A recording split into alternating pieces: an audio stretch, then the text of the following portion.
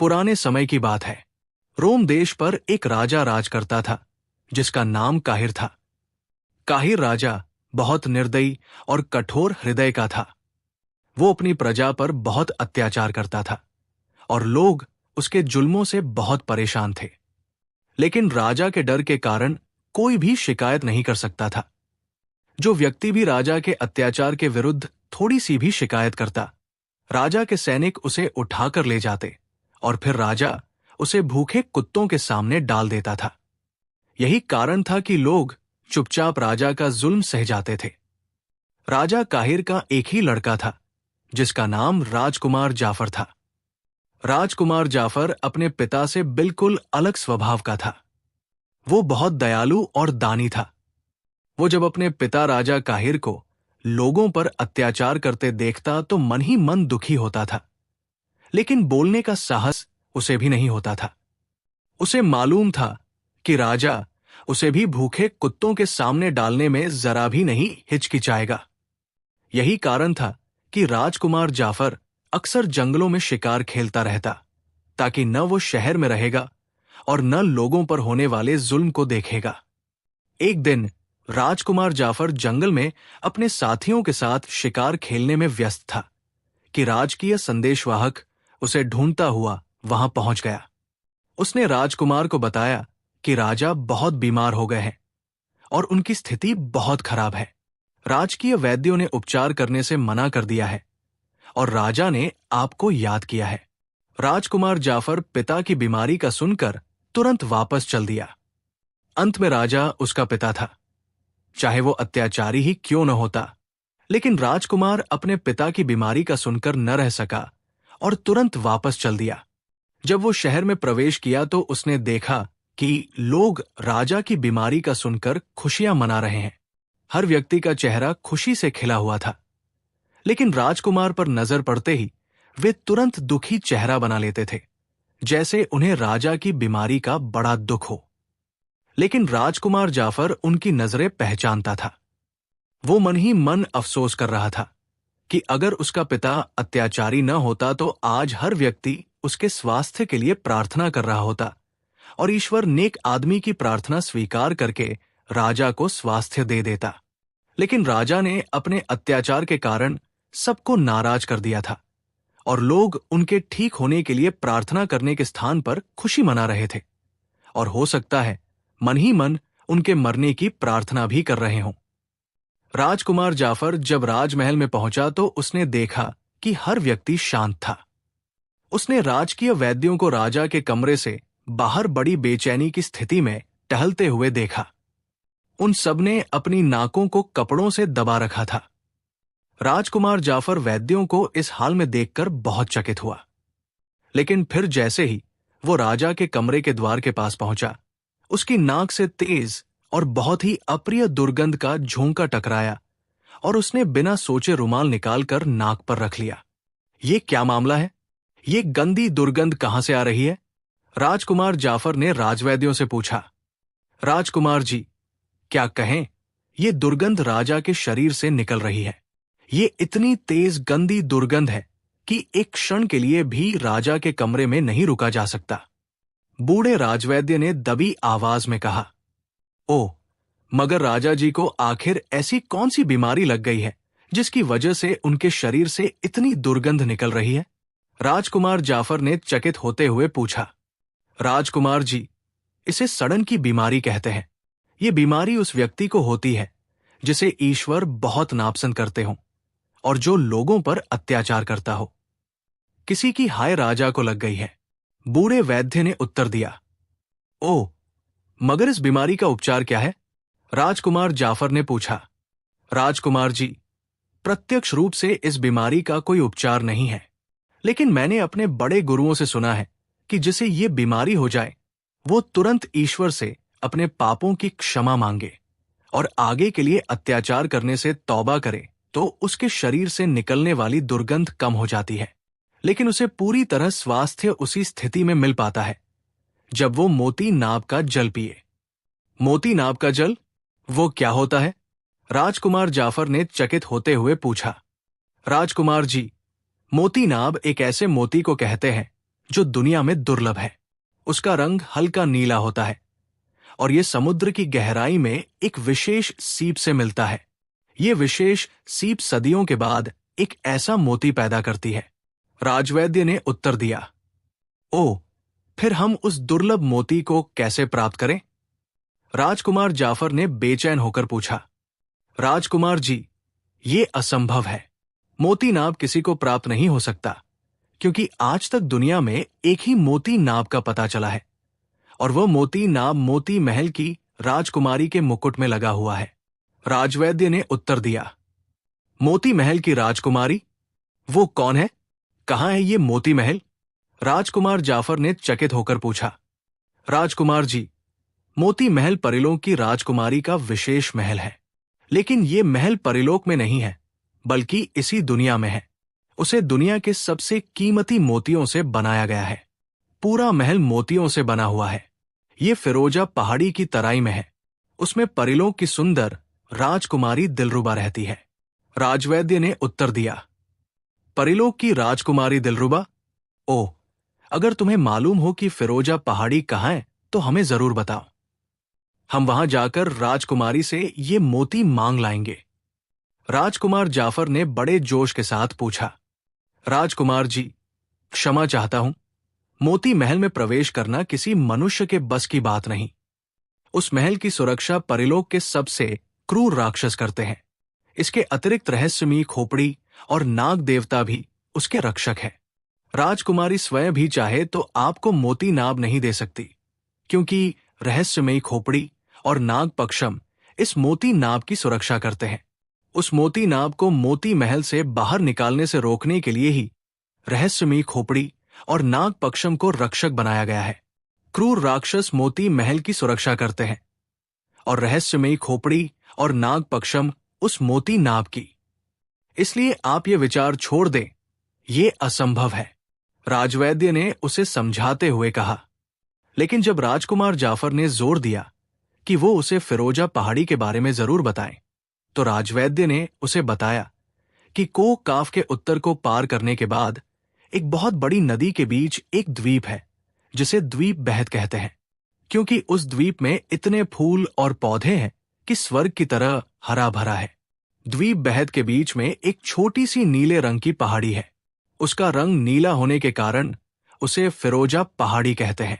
उस पहाड़ी की चोटी पर मोती महल है, जिसमें राजकुमारी दिलरुबा रहती है। राजवैद्य ने विस्तार से बताते हुए कहा। राजकुमार ये विवरण सुनने के बाद सिर हिलाता हुआ द्वार खोलकर राजा के कमरे में प्रवेश किया। कमरे के अंदर इतनी तेज दुर्गंध थी कि नाक पर रुमाल रखने के बाद भी राजकुमार का जी घबराने लगा। उसने देखा कि राजा एक पलंग पर बड़ी बेचारगी की स्थिति में लेटा हुआ था। उसकी आंखें डर से फटी हुई थी और चेहरा बिगड़ा हुआ था। ऐसा लगता था जैसे वो स्वयं भी दुर्गंध की तेजी से परेशान हो, लेकिन हाथ न हिला पाने के कारण वो अपनी नाक बंद नहीं कर सकता था। इसलिए इतनी तेज दुर्गंध सूंघने के बाद भी राजकुमार मन कड़ा करके राजा के पास गया। राजकुमार जाफर, मेरे बेटे, ये दुर्गंध कहां से आ रही है? इसने तो मेरी जान संकट में डाल रखी है। ईश्वर की शरण, इतनी तेज दुर्गंध। मेरी नाक में रुई डाल दो, मेरी नाक बंद कर दो। ये दुर्गंध तो मुझे खाए जा रही है, लेकिन मैं हाथ नहीं हिला सकता और कोई मेरे कमरे में नहीं आता। मैं तो हर एक को आवाजें दे देकर थक गया हूं। राजा ने अपने बेटे को पास देखकर अटकटक कर और बड़े बेबस लहजे में कहा। राजकुमार जाफर को राजा की बात सुनकर मन ही मन बहुत दुख हुआ कि कल तक जिस राजा से सारा देश कांपता था, आज उस पर जब ईश्वर का दंड आया है तो उस राजा के पास कोई नहीं जाता। महाराज, ये दुर्गंध आपके शरीर से आ रही है और आप पर ईश्वर का दंड आया है। आपको किसी सताए हुए व्यक्ति की हाय लग गई है। राजकुमार जाफर ने साहस करके कह ही दिया। मेरे शरीर से आ रही है? ओह, वास्तव में मुझे भी यही लग रहा था, लेकिन मुझ पर यह दंड क्यों आया है? राजा ने कहा, महाराज, आप प्रजा पर बहुत अत्याचार करते रहे हैं और अत्याचार ईश्वर को पसंद नहीं। इसलिए आपको सड़न की बीमारी हो गई है। आप ईश्वर से अपने पापों की क्षमा मांगे। आगे के लिए अत्याचार से तौबा कर लें तो आपके शरीर की दुर्गंध कम हो जाएगी, लेकिन पूरी तरह ठीक सिर्फ उस समय होगी जब आप मोती नाब का जल पिएंगे। राजकुमार जाफर ने बूले राजवैद्य की बातें दोहराते हुए कहा। राजा ने मोती नाब के प्राप्त होने की बात सुनी तो वो निराश हो गया। वास्तव में मुझे अब अनुभव हो रहा है कि मैंने प्रजा पर अत्याचार किया है और मुझे इस जुल्म की ये सबक देने वाली सजा दी गई है। काश मैं ये अत्याचार न करता। जो भी हो, मैं सच्चे मन से ईश्वर से क्षमा मांगता हूं और उनके सामने सच्चे मन से वादा करता हूं कि आगे किसी पर अत्याचार न करूंगा। राजा ने रोते हुए कहा। उसकी आंखों से आंसू बह निकले और राजकुमार ने अनुभव किया कि जैसे ही राजा की आंखों से आंसू निकले, कमरे में मौजूद दुर्गंध तेजी से कम होती चली गई और राजा के हाथ भी हिलने लगे और शरीर भी। महाराज, ईश्वर ने आपकी तौबा स्वीकार कर ली है। दुर्गंध कम होती जा रही है। राजकुमार जाफर ने खुश होते हुए कहा। वास्तव में ईश्वर बहुत दयालु और कृपालु है, क्षमा करने वाला है कि उसने मुझ जैसे अत्याचारी की प्रार्थना इतनी जल्दी स्वीकार कर ली है। मैं एक बार फिर वादा करता हूं कि आगे किसी पर थोड़ा भी अत्याचार न करूंगा। हमेशा अपनी प्रजा को खुश रखूंगा और जिन पर मैंने अब तक अत्याचार किया है उनसे क्षमा मांगूंगा और उन्हें बहुत उपहार देकर प्रसन्न करूंगा। राजा ने और अधिक भरे हुए गले से कहा। राजकुमार ने रुमाल नाक से हटा दिया क्योंकि दुर्गंध बिल्कुल ही कम हो गई थी और कमरे में जलने वाली अगरबत्तियों की सुगंध उसे अनुभव होने लगी थी। राजा भी खुशी से उठकर बैठ गया। उसका चेहरा सामान्य हो गया था। ओह, ईश्वर का धन्यवाद है, ईश्वर का धन्यवाद है। दुर्गंध कम हो गई है, बस हल्की हल्की दुर्गंध अनुभव होती है। राजा ने अपनी बाह को सूंघते हुए कहा। यह हल्की दुर्गंध मोती नाब के जल के बिना न जाएगी और मैं आपके लिए मोती महल से मोती नाब ले आऊंगा। राजकुमार जाफर ने बड़े आत्मविश्वास भरे लहजे में कहा। नहीं मेरे बेटे, मैं तुम्हें वहां नहीं जाने दूंगा। वे क्रूर राक्षस तुम्हें जीवित न छोड़ेंगे और फिर वह रहस्यमयी खोपड़ी और वो नागपक्षम। नहीं, तुम मत जाओ। राजा ने कहा। ऐसी बात न करे पिताजी, मैं आपका बेटा हूं। मैं आपके स्वास्थ्य के लिए जलती आग में भी कूद जाऊंगा और वैसे भी मुझे ईश्वर की सहायता पर पूरा भरोसा है, क्योंकि आपने अत्याचार से तौबा कर ली है, इसलिए ईश्वर मेरी सहायता जरूर करेंगे। राजकुमार जाफर ने जोर देते हुए कहा। पहले तो राजा उसे मना करता रहा, लेकिन जब राजकुमार जाफर का हठ बहुत बढ़ गया तो अंत में विवश होकर राजा को उसे जाने की अनुमति देनी पड़ी। उसके बाद राजा कमरे से बाहर आया। प्रजा को मालूम हुआ कि राजा के शरीर से निकलने वाली दुर्गंध कम हो गई है और राजा लगभग स्वस्थ हो गया है, तो वे बहुत निराश हुए और एक बार फिर उनके अत्याचार के डर से मन ही मन कांपने लगे। लेकिन जब राजा ने घोषणा करवा दी कि अब वो कभी किसी पर अत्याचार नहीं करेगा और उसके साथ ही उसने प्रजा के लिए अपने खजानों के द्वार खोल दिए, विशेष रूप से उन लोगों के परिवार वालों पर तो उसने उपहारों की वर्षा कर दी जिन पर उसने पहले अत्याचार किया था, तो प्रजा बहुत खुश हुई और पूरे देश में खुशियां मनाई जाने लगी। अब तो राजा के पूर्ण स्वास्थ्य के लिए लोगों ने मन से प्रार्थनाएं करनी शुरू कर दी। राजा ये प्रार्थनाएं सुन सुनकर बहुत खुश होता और लोगों पर और ज्यादा कृपा करता। लोग जल्दी ही राजा का अत्याचार भूल गए और सब उसे नेक दिल और दानी राजा के नाम से पुकारने लगे। अब राजा को सिर्फ इस बात की चिंता थी कि राजकुमार आखिर किस तरह मोती महल से मोती नाब लाएगा, लेकिन वह राजकुमार जाफर की जिद के सामने विवश था, वरना उसका वश चलता तो वो उसे कभी न जाने देता। राजकुमार जाफर घोड़े पर सवार यात्रा करता हुआ आगे बढ़ता चला जा रहा था। राजवैद्य ने उसे सिर्फ यही बताया था कि द्वीप बेहद 3 नदियों के पार स्थित है, लेकिन जल्दी में ये पूछना भूल गया था कि ये 3 नदियां किस तरफ है।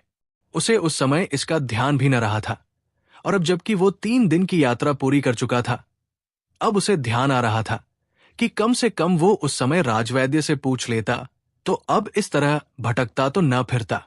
एक बार उसके मन में आया कि वो वापस अपने देश जाए और राजवैद्य से जाकर विस्तार से पूछाए। लेकिन उसे मालूम था जब वो वापस जाएगा तो सब लोग यही समझेंगे कि राजकुमार मोती नाव ले आया है, और जब उन्हें मालूम होगा कि राजकुमार अभी मार्ग ही पूछता फिर रहा है तो वे सब उस पर हंसेंगे। इसलिए उसने वापस जाने का विचार त्याग दिया और घोड़े को भगाता आगे बढ़ता चला गया। चौथे दिन वो एक शहर में पहुंचा। उसने देखा कि शहर के सारे लोग उदास और परेशान हैं। हर व्यक्ति का चेहरा लटका हुआ था और आंखें रो रो कर सूजी हुई थी। ऐसा लगता था जैसे वहां किसी की मृत्यु हो गई हो। उसने अपना घोड़ा एक धर्मशाला के बाहर रोका और फिर अंदर जाकर उसने एक कमरा धर्मशाला वाले से रहने के लिए लिया। अपना सामान कमरे में रखने के बाद वो वापस धर्मशाला के मालिक के पास आया। क्या आप मुझे बता सकते हैं कि शहर के सारे लोग क्यों उदास हैं?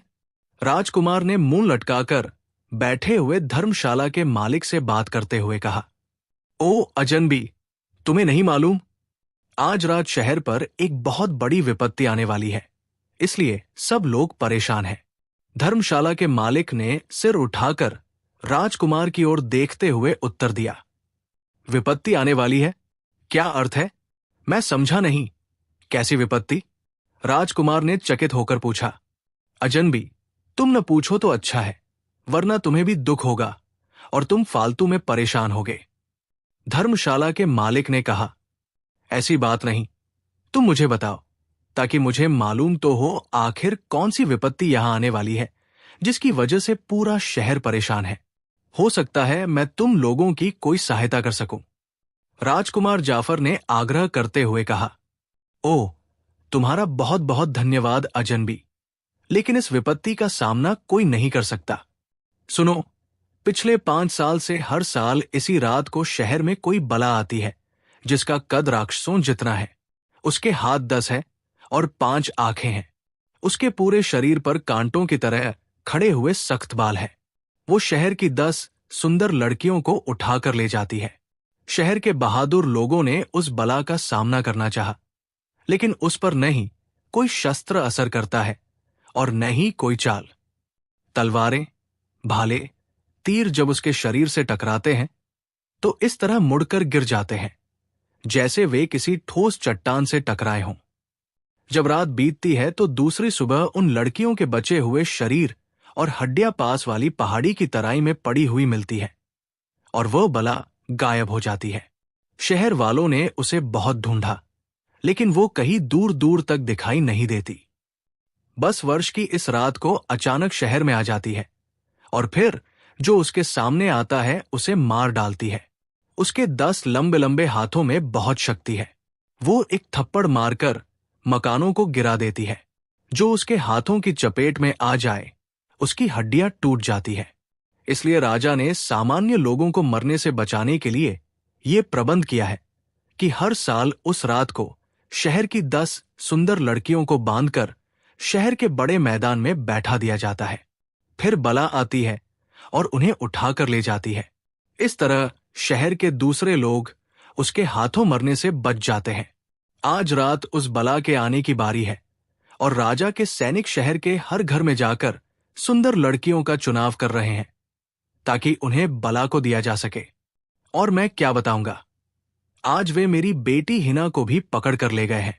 वो बेचारी रो रही थी, चिल्ला रही थी और अपने बचाव के लिए मुझे आवाजें दे रही थी, लेकिन मैं क्या कर सकता था? विवश था मैं, उसे बचा न सका। अगर मैं उसे बचाने की कोशिश करता तो राजा के सैनिक मुझे मार देते। इसी तरह आज रात शहर के 9 और घरों में भी यही रोना पीटना होगा और न जाने कब तक ऐसा ही होता रहेगा। धर्मशाला के मालिक ने अपनी आंखों से बहते हुए आंसू पोंछते हुए कहा, ओह, ये तो बहुत कायरता है। उस बला का अंत आवश्यक है। ये तो अन्याय है और मैं इस अन्याय को सहन नहीं कर सकता। मैं उस बला का सामना करूंगा। मैं देखूंगा कि वो किस तरह मरती नहीं है। राजकुमार जाफर ने बड़े जोश भरे स्वर में कहा, नहीं अजनबी, ये बला तुम्हारे बस की बात नहीं है। वो तुम्हें एक क्षण में मार देगी। तुमने उसे देखा नहीं इसलिए ऐसी बातें कर रहे हो। तुम जाकर सो जाओ। जो कुछ हमारे भाग्य में लिखा हुआ है वही पूरा होगा। वैसे राजा ने ये घोषणा भी कर रखी है कि जो उस बला का अंत कर देगा वो उसे अपनी जगह राजा बना देगा, लेकिन कोई उसका सामना ही नहीं कर सकता। धर्मशाला के मालिक ने कहा, तुम चिंता मत करो, मैं उस बला का सामना करूंगा और अपनी बहन हिना को उसके चंगुल से जरूर छुड़ाऊंगा। और मुझे किसी राज्य की आवश्यकता नहीं, मैं सिर्फ इस शहर की मासूम और निर्दोष लड़कियों को बचाने के लिए उसका सामना करूंगा। राजकुमार जाफर ने दृढ़ स्वर में कहा और फिर मुड़कर वापस अपने कमरे की ओर बढ़ गया। कमरे में जाकर उसने अपने सामान में से अपनी विशेष धनुष निकाली और तरकश में वे तीर डाले जिनके सिरों पर विष लगा हुआ था। तलवार उसने अपनी कमर में बांधी, खंजर अपने पटके में लगाया और बला का सामना करने के लिए पूरी तरह तैयार होकर कमरे से बाहर आ गया। जब वो धर्मशाला से बाहर आया तो उसने देखा तमाम शहर धर्मशाला के सामने एकत्र था। हजारों लोग थे। वे सब उसे देखने आए थे कि आखिर वो कौन बहादुर अजनबी है जो इस बला का सामना करने आया है। धर्मशाला के मालिक ने उसके बारे में सबको बता दिया था, इसलिए लोग वहां इकट्ठे हो गए थे। फिर शहर के लोगों ने उसे समझाने और रोकने की कोशिश की। वे सिर्फ उसे इसलिए रोक रहे थे कि वो युवा है, अजनबी है, व्यर्थ में इस बला के हाथों मारा जाएगा। लेकिन राजकुमार जाफर भला कहां मानने वाला था। अभी वो शहर के लोगों से बातें कर रहा था कि हर तरफ शोर उठा कि महाराज इस अजनबी युवा से मिलने आ रहे हैं जो बला से युद्ध करना चाहता है। सब लोग तेजी से एक तरफ हटते चले गए। कुछ क्षणों बाद 4 घोड़ों वाली एक बग्घी वहां आकर रुकी और उसमें से एक वृद्ध व्यक्ति बाहर आया। उसके सिर पर मुकुट रखा हुआ था। ये इस शहर का राजा था। राजकुमार जाफर उसे देखते ही आगे बढ़ा और उसने झुककर उसे प्रणाम किया। जीते रहो अजनबी, हमें सूचना मिली है कि तुम इस डरावनी बला का सामना करना चाहते हो। राजा ने बड़े स्नेह भरे स्वर में कहा और उसके सिर पर हाथ फेरा। हां महाराज, मैं ये अन्याय सहन नहीं कर सकता। मैं इस बला का जरूर सामना करूंगा और मुझे ईश्वर की सहायता पर पूरा भरोसा है कि वो मुझे जरूर सफल करेंगे। राजकुमार जाफर ने कहा, काश ऐसा हो जाए। इस दुख पर मैं सारा साल आंसू बहाता रहता हूं। जो लड़कियां वो बला लेकर जाती है उनकी चीखें सारा साल मेरे कानों में गूंजती रहती है। लेकिन मैं क्या करूं? मैं विवश हूं। अगर उस बला को लड़कियां न दी जाएं, तो वो पूरे शहर में नरसंहार कर देती है। शहर के लोग मारे जाते हैं, शहर नष्ट हो जाता है, लड़कियां वो फिर भी उठाकर ले जाती है। यही कारण है कि मैंने यहां तक घोषणा कर दी है कि जो कोई भी उस बला का अंत करेगा, मैं उसे इस देश का राज्य दे दूंगा। और अजनबी युवा अनगिनत बहादुर लोगों ने प्रयास किए हैं, लेकिन वो बला पलक झपकते ही सबको मार देती है। राजा ने कहा, महाराज, मुझे राज्य का लोभ नहीं है। मैं तो सिर्फ इस शहर के लोगों को इस अन्याय से बचाना चाहता हूं। राजकुमार जाफर ने उत्तर दिया। फिर राजा ने भी उसे रोकने की कोशिश की, लेकिन राजकुमार जाफर अपनी जिद पर अड़ा रहा। अच्छा, अगर तुम जिद करते हो तो हम तुम्हें नहीं रोकते। उस बला का सामना करने के लिए अगर तुम्हें कोई चीज चाहिए तो मुझे बताओ, मैं वो उपलब्ध कराऊंगा। राजा ने कहा, मुझे सिर्फ आपका आशीर्वाद चाहिए महाराज, और कुछ नहीं। राजकुमार जाफर ने मुस्कुराते हुए कहा। राजा ने उसके लिए प्रार्थना के लिए हाथ उठा दिए। राजा के साथ सारे शहर के लोगों के हाथ प्रार्थना के लिए उठ गए और उन सब ने पूरे मन से राजकुमार जाफर की सफलता की प्रार्थना मांगी। उसके बाद राजा राजकुमार जाफर से गले मिलकर वापस चला गया। लोग राजकुमार जाफर को उस मैदान में ले गए जहां राजा के सैनिकों ने 10 युवा और सुंदर लड़कियों को बांधकर बैठाया हुआ था। वे लड़कियां बुरी तरह रो रही थी, चिल्ला रही थी, लेकिन कोई उनकी पुकार न सुन रहा था। मेरी बहनों, शांत हो जाओ। तुम्हारा भाई इस बला से लड़ने के लिए आ गया है। तुम देखो कि मैं उस बला को कैसे मारता हूं। बस तुम मेरे लिए प्रार्थना करो। राजकुमार जाफर ने उन लड़कियों के पास जाकर कहा। लड़कियां आश्चर्य से देखने लगी। राजकुमार जाफर के चेहरे पर इतना आत्मविश्वास था कि उन्हें अपने मन में साहस सा अनुभव हुआ और वे मन ही मन राजकुमार जाफर की सफलता की प्रार्थना मांगने लगी। राजकुमार जाफर एक ऊंचे से टीले पर चढ़कर बैठ गया। जैसे जैसे रात बढ़ती जा रही थी, शहर के लोग अपने प्राणों के डर से जा रहे थे। फिर आधी रात से पहले पहले मैदान खाली हो गया। अब वहां 10 लड़कियां और राजकुमार जाफर रह गया। लड़कियां बार बार मुड़कर उसकी ओर देख रही थी, जैसे उन्हें डर हो कि राजकुमार जाफर भी बला के आने से पहले उठकर भाग जाएगा। लेकिन राजकुमार जाफर अपने स्थान पर पूरे संतोष से बैठा हुआ था। मैदान की दूसरी ओर एक पहाड़ी थी जिसमें बड़ी बड़ी गुफाएं थी। राजकुमार को विश्वास था कि वो बला इसी पहाड़ी से नीचे आएगी। उसकी तेज नजरें उसी पहाड़ी पर टिकी हुई थी। फिर जैसे ही आधी रात हुई, राजकुमार चौंक कर उठ खड़ा हुआ। उसी समय एक जोरदार और कड़कती हुई आवाज सुनाई दी। ऐसा लगता था जैसे हजारों शेर मिलकर दहाड़ रहे हों। ये आवाज उस पहाड़ी से आ रही थी। राजकुमार जाफर ने बड़ी फुर्ती से धनुष अपने हाथ में पकड़ा और फिर तरकश से विष लगा तीर निकालकर उसने उसमें चढ़ा लिया। अब वो गूंजती हुई आवाज पास आती सुनाई दे रही थी। राजकुमार जाफर ने देखा कि इस आवाज को सुनते ही लड़कियां डर के मारे बेहोश होकर वहीं गिर चुकी थी। उसी समय राजकुमार जाफर ने पहाड़ी की चोटी पर उस बला को खड़े होते देखा। वास्तव में वो बहुत डरावनी बला थी। उसका कद राक्षसों जितना था और शरीर किसी हाथी की तरह फैला हुआ था। उसके 10 बड़े बड़े हाथ थे जिन्हें वो इधर उधर लहरा रही थी।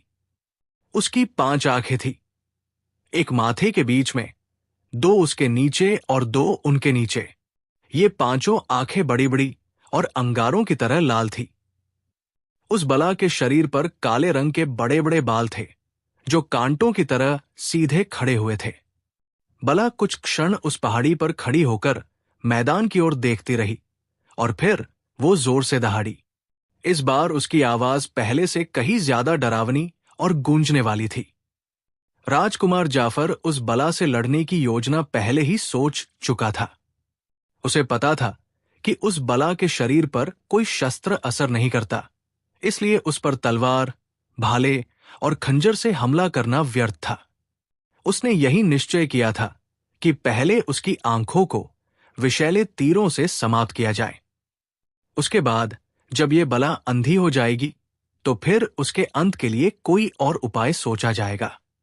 जैसे ही उसने अनुमान लगाया कि बला अब उसके तीरों की सीमा में आ गई है, उसने उसकी उस आंख का निशाना लिया जो माथे के ठीक बीच में थी और बाकी आंखों से बड़ी थी। अगले ही क्षण उसने ईश्वर का नाम लेकर तीर छोड़ दिया। सनसनाती हुई आवाज से तीर धनुष से निकला और अगले ही क्षण ठीक उस बला के माथे वाली आंख में धंसता चला गया। बला के डरावने मुंह से दहाड़ निकली। वो बुरी तरह उछलने लगी और उसने हाथ उठाकर अपनी आंख में धंसा हुआ तीर बाहर की ओर खींचा।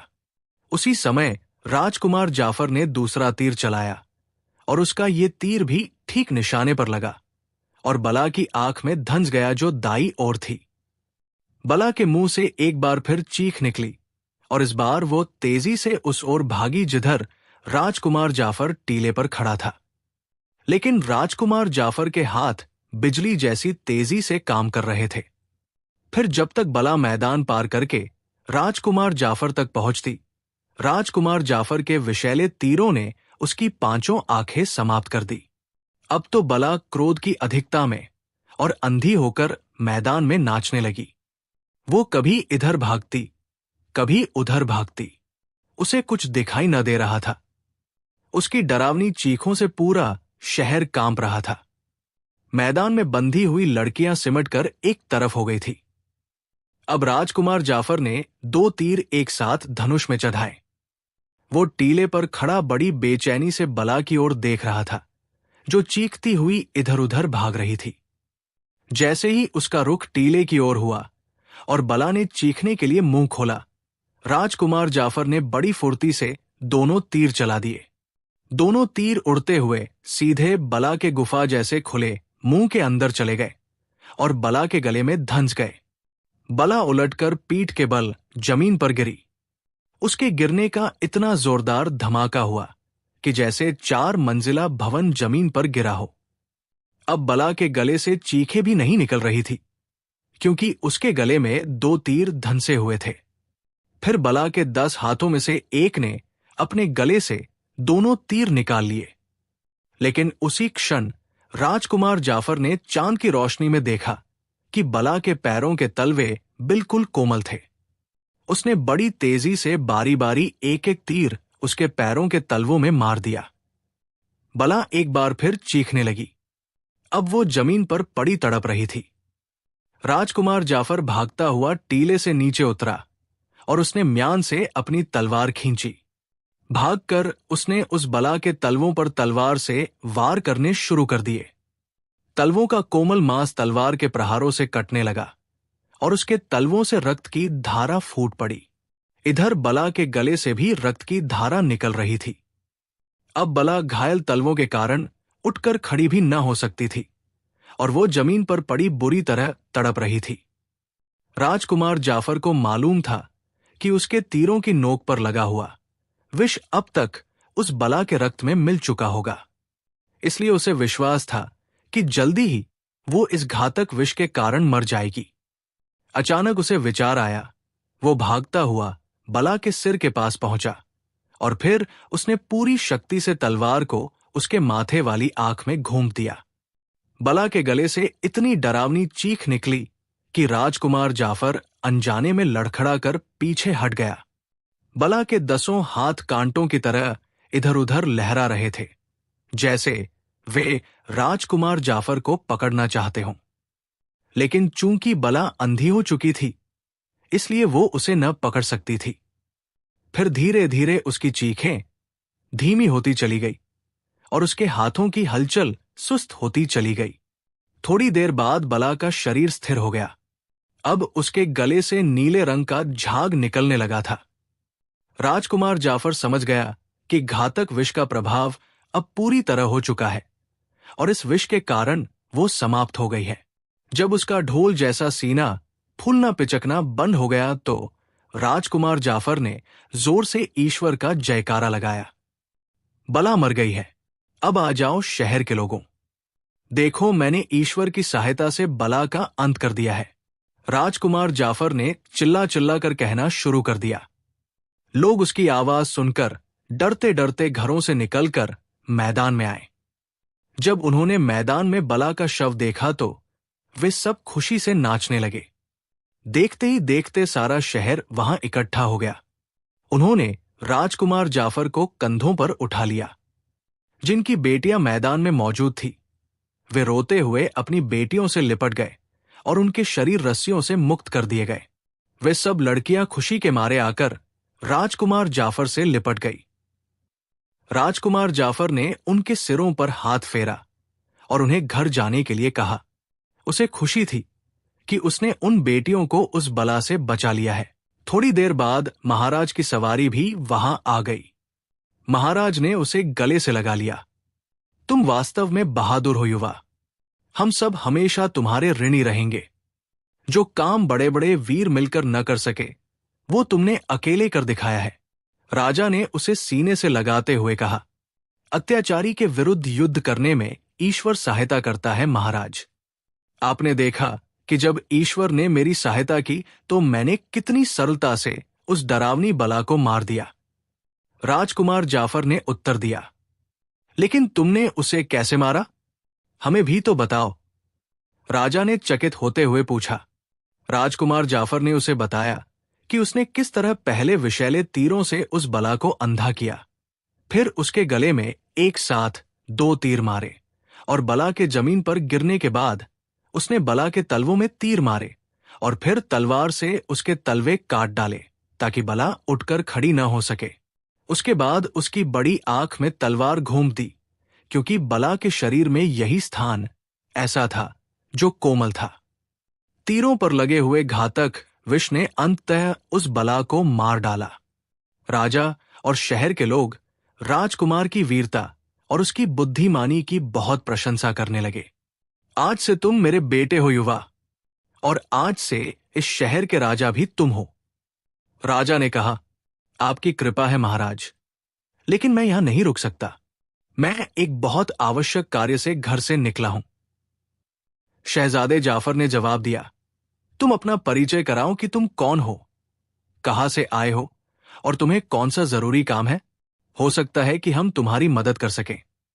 राजा ने कहा, और शहजादा जाफर ने अपना परिचय देते हुए बताया कि वो रूम देश के राजा काहिर का इकलौता बेटा शहजादा जाफर है। फिर उसने राजा की बीमारी से लेकर उनके पछतावा करने और फिर मोती महल से मोती नाब ले आने की सारी घटना कह सुनाई।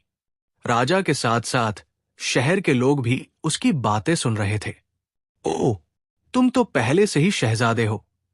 बहुत अच्छे, लेकिन अब तुम राजा काहिर के साथ साथ मेरे बेटे भी हो। मेरी प्रार्थना है कि ईश्वर तुम्हारे पिता को पूरी तरह स्वस्थ कर दे।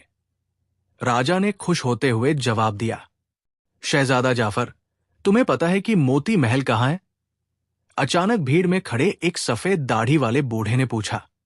यही तो परेशानी है आदरणीय बुजुर्ग, मैं वहां से आते हुए शाही वैद्य से पूरी जानकारी पूछना भूल गया।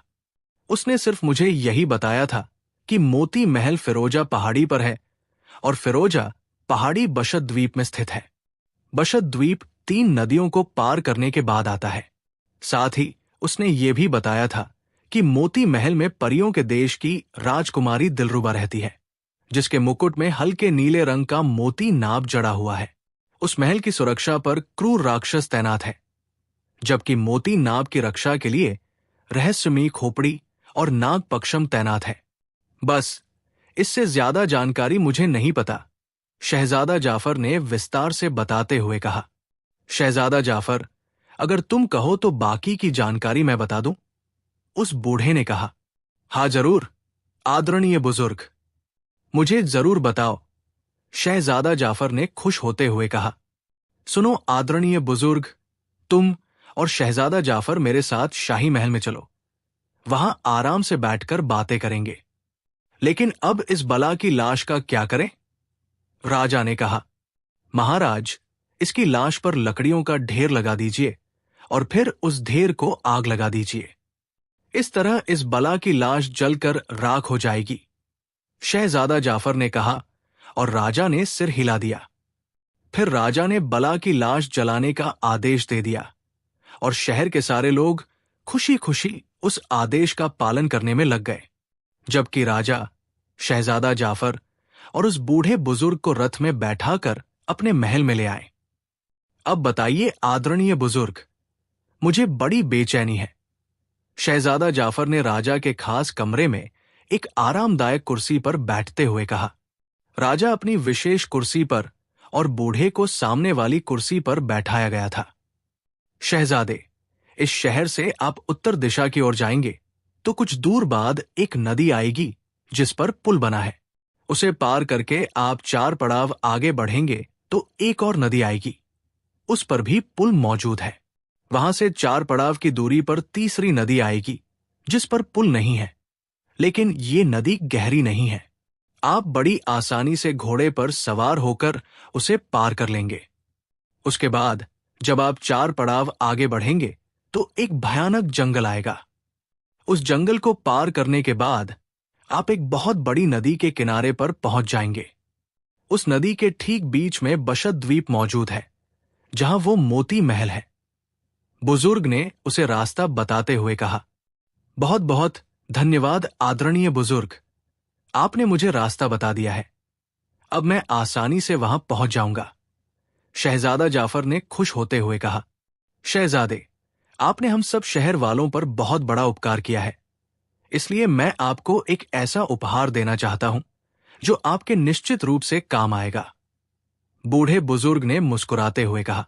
ओह, ये तो आपकी कृपा होगी, शहजादा जाफर ने और अधिक खुश होते हुए कहा।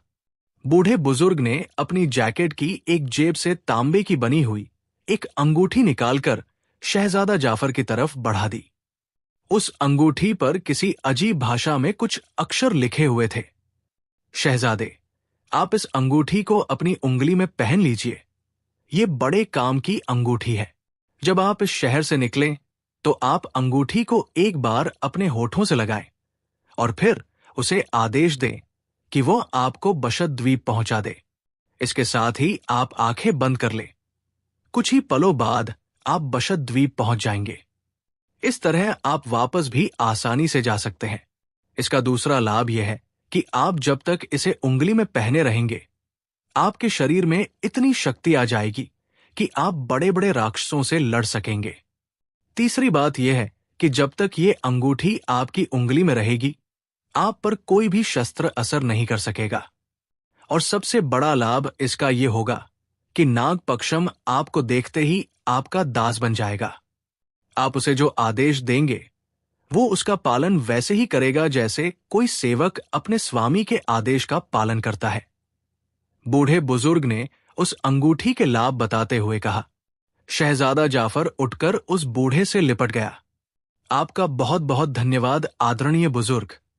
आपने वास्तव में मुझ पर बहुत बड़ा उपकार किया है। ऐसी कोई बात नहीं शहजादे। आप दयालु, दानी और पीड़ितों की मदद करने वाले हैं। ये अंगूठी मेरे पास धरोहर थी और मुझे यही आदेश था कि मैं इसे किसी ऐसे व्यक्ति तक पहुंचा दूं जो इन गुणों का स्वामी हो। बूढ़े ने मुस्कुराते हुए जवाब दिया।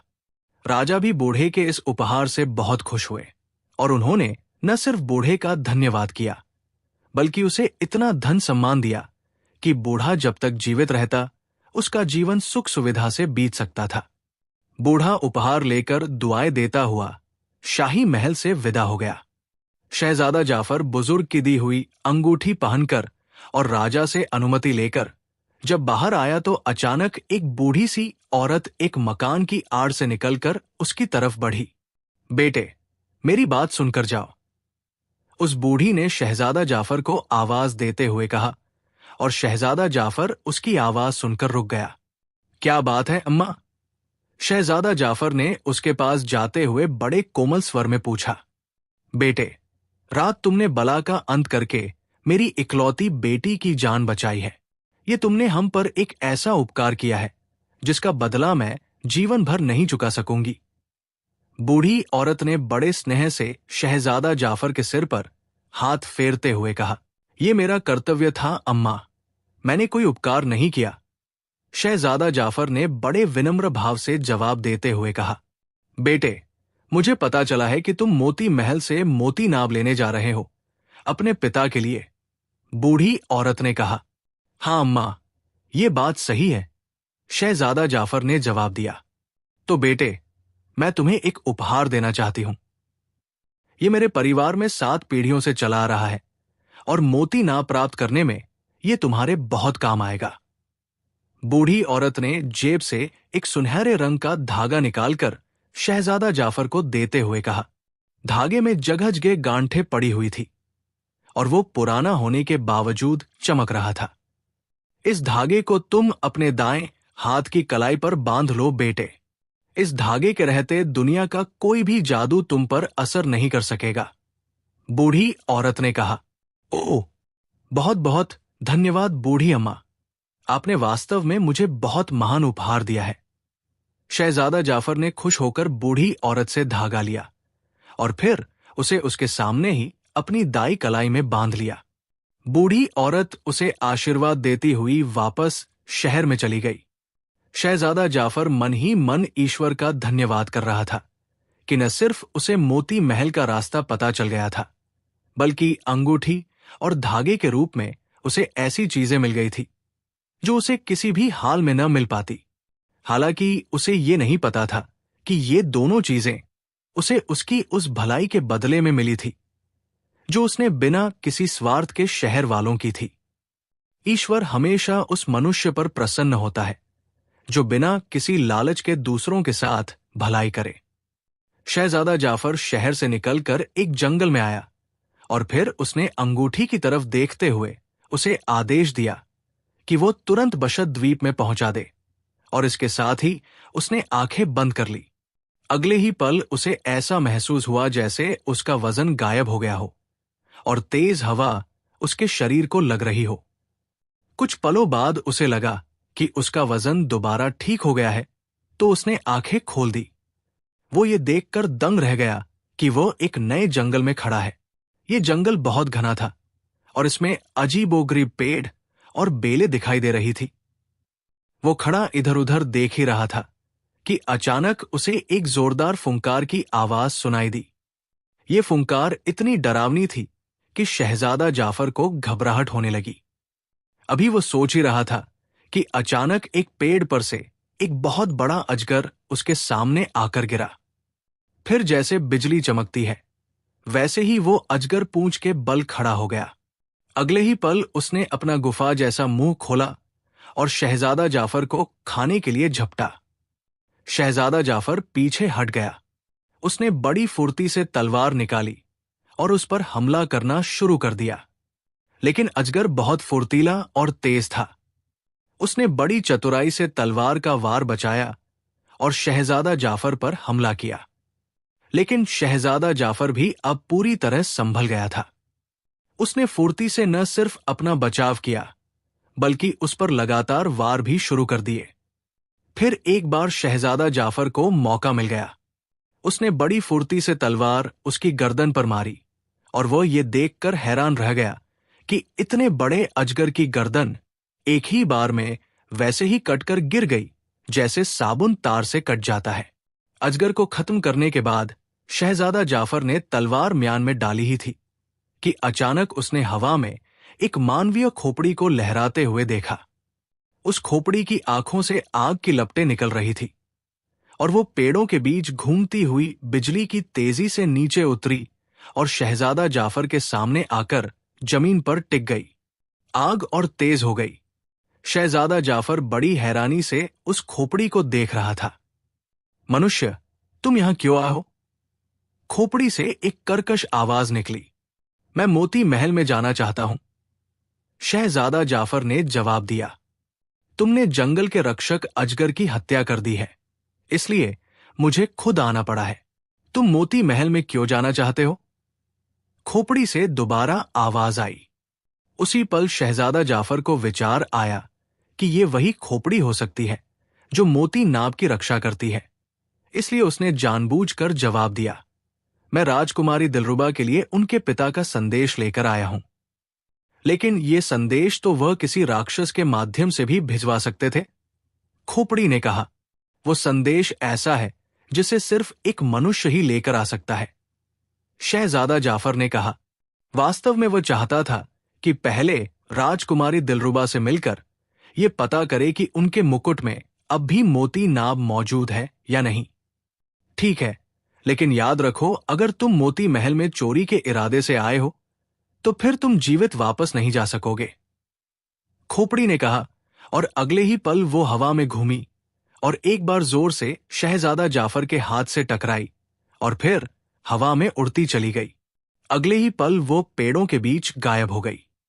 खोपड़ी के हाथ से टकराते ही शहजादा जाफर को ऐसा लगा जैसे उसके हाथ को आग की लपट ने छू लिया हो। उसने तेजी से हाथ को झटकना शुरू कर दिया। जैसे जैसे वो हाथ झटकता, आग की गर्मी दूर होती गई। ये देखकर उसने और जोर से हाथ झटका और कुछ ही पलों बाद उसका हाथ बिल्कुल ठीक हो गया।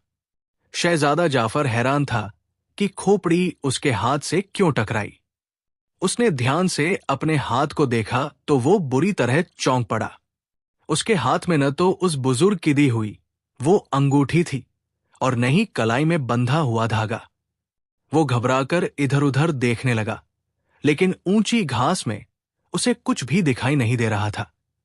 वो काफी देर तक उस अंगूठी और धागे को वहां ढूंढता रहा, लेकिन बहुत कोशिश के बाद भी ये दोनों चीजें उसे नहीं मिली तो वो निराश हो गया। अब वो समझ गया था कि उस रहस्यमयी खोपड़ी ने उसके साथ चाल चली है और वही अंगूठी और धागे को किसी जादुई तरीके से ले उड़ी है।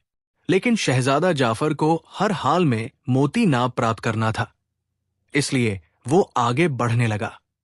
अभी वो थोड़ी ही दूर गया होगा कि पेड़ खत्म हो गए और फिर उसे सामने एक छोटी सी पहाड़ी की चोटी पर एक सुंदर महल दिखाई देने लगा। महल वास्तव में कीमती सफेद मोतियों का बना हुआ था और बहुत सुंदर था। इतना सुंदर कि इससे ज्यादा सुंदर महल उसने जीवन में पहले कभी नहीं देखा था। वो तेज कदमों से महल की तरफ बढ़ता गया। अभी वो उस पहाड़ी के नीचे पहुंचा था कि उसने एक बहुत सुंदर स्त्री को एक चट्टान की ओट से निकलकर अपनी तरफ आते देखा। पहले तो शहजादा जाफर ने यही समझा कि यही इस महल में रहने वाली परियों की राजकुमारी दिलरुबा है, लेकिन अगले ही पल उसने अपना विचार बदल दिया, क्योंकि एक तो उसके सिर पर मुकुट नहीं था और दूसरा उसके वस्त्र राजकुमारी के बजाय दासी जैसे थे। राजकुमारी दिलरुबा की खास दासी मोतीरुबा आपका स्वागत करती है।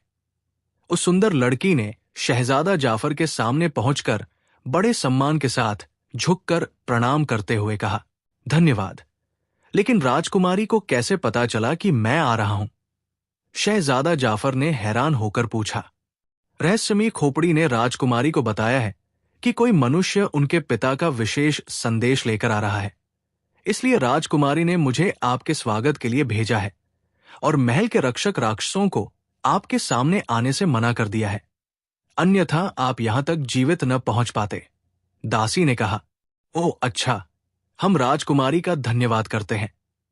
शहजादा जाफर ने मुस्कुराते हुए कहा, आइए मेरे साथ, राजकुमारी आपका इंतजार कर रही है। दासी ने कहा और फिर वो शहजादा जाफर को लेकर मोती महल की तरफ बढ़ने लगी। मोती महल का दरवाजा उनके पहुंचते ही अपने आप खुल गया। जैसे ही वे अंदर दाखिल हुए, शहजादा जाफर ने देखा कि महल अंदर से भी बहुत सुंदर था। उसमें एक बहुत सुंदर बगीचा लगा हुआ था, जिसमें मधुर स्वर में गाने वाले पक्षी भी थे। उनकी सुरीली आवाजों ने वातावरण को बहुत सुखद बना दिया था। हालांकि उसने देखा कि 4 के करीब भारी गदा लिए हुए राक्षस अपनी अपनी गदा को कंधे पर उठाए इधर उधर घूम रहे थे। उन्होंने शहजादा जाफर को बड़ी कठोर नजरों से देखा, लेकिन वे कुछ बोले नहीं और उसी तरह टहलते रहे। शहजादा जाफर दासी के साथ चलता हुआ एक गलियारे से गुजरकर एक बहुत बड़े कमरे में पहुंचा, जो बहुत ही सुंदर तरीके से सजा हुआ था। सामने एक सुंदर सिंहासन पर एक बहुत ही सुंदर परी बैठी हुई थी। उसके सिर पर तरह तरह के मोतियों का मुकुट था, जिसके बीच में नीले रंग का एक बड़ा सा मोती चमक रहा था, जिसकी शक्ल अंडाकार थी। उसकी चमक बाकी सभी मोतियों से कहीं ज्यादा तेज थी। ऐसा लगता था जैसे सितारों के बीच चांद चमक रहा हो। शहजादा जाफर समझ गया कि यही राजकुमारी दिलरुबा है। रूम देश का शहजादा जाफर राजकुमारी दिलरुबा के सामने प्रणाम करता है। शहजादा जाफर ने राजकुमारी के सामने बड़े आदर से झुकते हुए कहा। राजकुमारी उसे बहुत ध्यान से देख रही थी और शहजादा जाफर ने महसूस किया कि उसकी आंखों में पसंद करने के संकेत थे। लेकिन शहजादा जाफर की बात सुनकर वो बुरी तरह चौंक पड़ी। रूम देश का शहजादा? लेकिन हमें तो बताया गया था कि हमारे पिता का संदेश आया है। राजकुमारी दिलरुबा ने हैरानी भरे स्वर में कहा, राजकुमारी, हम आपकी इस गलती के लिए क्षमा मांगते हैं। आपकी इच्छा हमें क्षमा करें या सजा दें, हम हर प्रकार की सजा भुगतने के लिए तैयार हैं। शहजादा जाफर ने तुरंत अपनी गलती स्वीकार करते हुए कहा, ओह, तुमने खुद अपनी गलती मान ली है, इसलिए हम तुम्हें क्षमा करते हैं।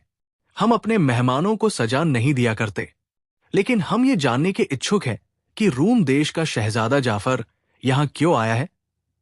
राजकुमारी दिलरुबा ने मुस्कुराते हुए कहा, अगर हमें बैठने की अनुमति दी जाए तो हम निवेदन करें। शहजादा जाफर ने जवाब दिया, आपको अनुमति है। राजकुमारी ने मुस्कुराते हुए कहा और शहजादा जाफर प्रणाम करते हुए पास पड़ी एक सुंदर कुर्सी पर बैठ गया। मेहमान को परियों के देश का विशेष शरबत पिलाया जाए। राजकुमारी दिलरुबा ने पास खड़ी दासी से कहा और दासी सिर हिलाती हुई तेजी से कमरे से बाहर निकल गई। राजकुमारी, सबसे पहले तो इतने सुंदर महल और सुंदर बगीचे की बधाई स्वीकार करें। हम ये भी कहने पर विवश हैं कि इनसे ज्यादा सुंदर आप स्वयं हैं। विश्वास कीजिए, आपसे ज्यादा सुंदर राजकुमारी हमने दुनिया में कहीं नहीं देखी। शहजादा जाफर ने कहा, प्रशंसा के लिए धन्यवाद। वैसे हमारा मनुष्यों के बीच जाने का कभी अवसर नहीं आया, लेकिन आपको देखने के बाद हमें यह विश्वास हो गया है कि मनुष्य भी बहुत सुंदर होते हैं। राजकुमारी दिलरुबा ने मुस्कुराते हुए कहा, धन्यवाद राजकुमारी। वैसे हम मनुष्य बाहरी सुंदरता से ज्यादा मन की सुंदरता को पसंद करते हैं, यानी गुणों की सुंदरता। अगर एक व्यक्ति बाहर से सुंदर है लेकिन वो दूसरों को सताता है, उन पर अत्याचार करता है, उनका अधिकार छीनता है, दूसरों पर दया नहीं करता, तो हमारी नजर में वो सुंदर कहलाने का अधिकारी नहीं हो सकता। जबकि इसके विपरीत एक व्यक्ति बाहर से साधारण है लेकिन वो दूसरों की मदद करता है, उन पर दया करता है, तो वो हमारी नजर में सुंदर है। शहजादा जाफर ने स्पष्ट करते हुए कहा, ओह, वास्तव में तुमने बहुत अच्छी बात कही है। हम तुमसे सहमत हैं, और विश्वास करो, हमें दूसरों की मदद करके हमेशा खुशी होती है। राजकुमारी दिलरुबा ने तुरंत जवाब दिया। उसी समय दासी एक सुंदर थाली में शरबत का गिलास लेकर शहजादा जाफर के सामने आई। शहजादा जाफर ने प्रणाम करके वो गिलास उठाया और फिर उसे धीरे धीरे पीने लगा। शरबत इतना स्वादिष्ट था कि शहजादा जाफर का मन प्रसन्न हो गया। उसने शरबत खत्म करके एक बार फिर राजकुमारी का धन्यवाद किया और गिलास वापस दासी को दे दिया। राजकुमारी, मेरे पिता रूम देश के राजा काहिर हैं। वे बहुत क्रूर राजा थे। पूरी प्रजा उनसे दुखी थी। मैं खुद उनसे घृणा करता था। फिर उन्हें एक ऐसी बीमारी ने घेर लिया कि वे लाचार हो गए। उनके शरीर से बहुत भयानक दुर्गंध आने लगी और जो लोग उनकी आज्ञा मानते थे वे भी उनसे दूर भाग गए।